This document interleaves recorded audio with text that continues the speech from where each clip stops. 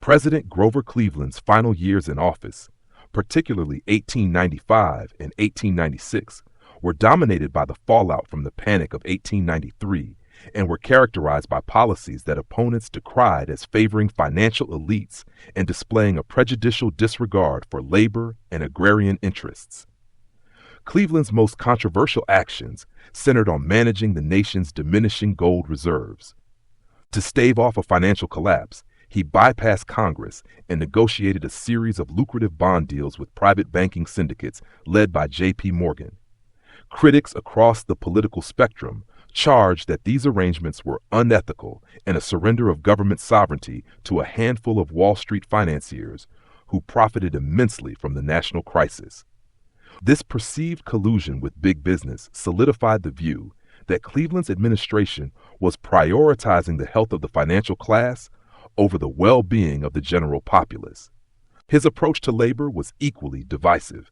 Following the 1894 Pullman strike, the legal and political precedent established by his use of federal injunctions and troops to crush the Union continued to define his tenure. This action was seen as an authoritarian and prejudicial weaponization of federal power against organized labor, preventing workers from exercising their basic right to strike while protecting corporate interests. Regarding foreign policy, while Cleveland attempted to correct a prior wrong, his effort fell short. He acknowledged that the 1893 overthrow of the sovereign Hawaiian monarchy of Queen Liliuokalani had been unlawful, resulting from a conspiracy aided by U.S. forces. However, despite seeking to restore the Queen, he ultimately failed to use executive power to reverse the coup.